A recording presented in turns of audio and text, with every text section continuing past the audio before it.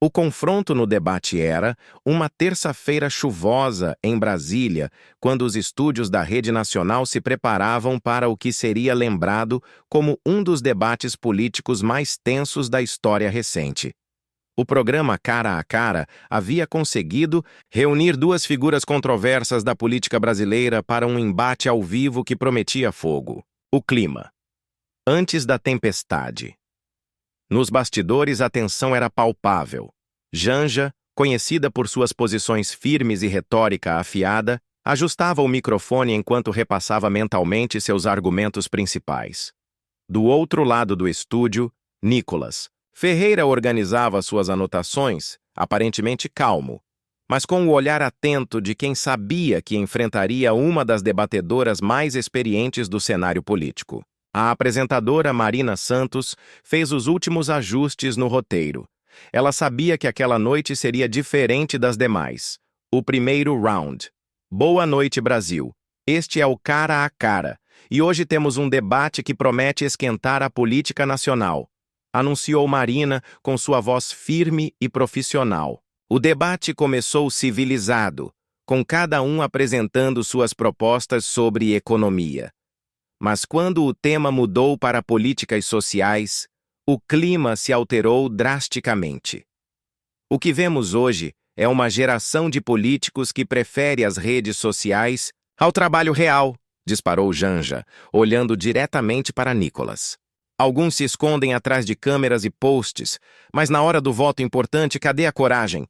A resposta inesperada Nicolas, que até então havia mantido um tom moderado, se inclinou ligeiramente para a frente. Um meio sorriso se formou em seu rosto. Não de deboche, mas de quem acabara de perceber uma oportunidade. Interessante você falar de coragem, Janja. Ele respondeu com uma calma que contrastava com o tom acusatório dela. Porque eu trouxe aqui alguns dados que talvez interesse ao público. Ele puxou uma pasta e, com movimentos deliberadamente pausados, retirou alguns papéis. Estes são os registros de presença nas votações dos últimos 2 anos. Gostaria que o público soubesse que das 47 votações consideradas cruciais pelo próprio partido da senhora, a senhora esteve ausente em 31 delas. O momento de virada ao estúdio ficou em silêncio. As câmeras captaram a expressão de surpresa de Janja, que claramente não esperava essa informação ser trazida à tona. Além disso, continuou Nicolas, ainda mantendo o tom respeitoso mas firme.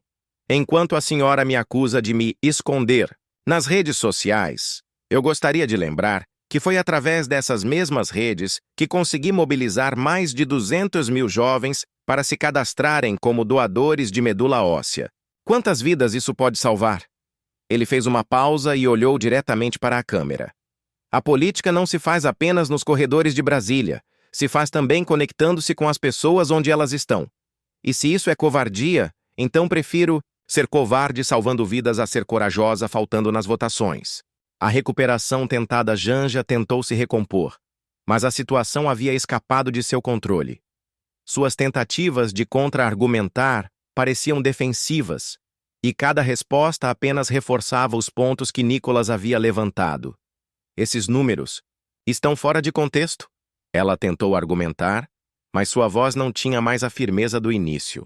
Os números estão aqui, públicos verificáveis, respondeu Nicolas, mostrando os documentos para a câmera. E o mais importante, estão disponíveis para qualquer cidadão consultar. Transparência é isso. O final do debate quando Marina anunciou o fim do programa. Ficou claro para todos os presentes que aquela noite seria lembrada por muito tempo. As redes sociais já fervilhavam com clipes do momento e os comentários mostravam uma clara percepção de que Nicolas havia se saído melhor do embate. Reflexões pós-debate.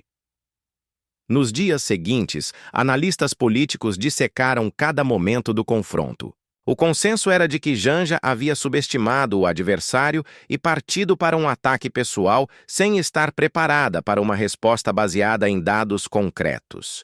Nicolas, por sua vez, havia demonstrado que, apesar da idade e da preferência pelas plataformas digitais, sabia como se comportar em um debate tradicional quando necessário. Epílogo uma semana depois, os índices de aprovação mostraram as consequências do debate. A tentativa de desmoralizar o adversário tinha se voltado contra quem a iniciou, provando mais uma vez que na política, como na vida, subestimar o oponente pode ser um erro fatal. O episódio entrou para os anais da política brasileira como um exemplo de como a preparação e a frieza podem superar a agressividade e a experiência, especialmente quando os fatos estão do seu lado.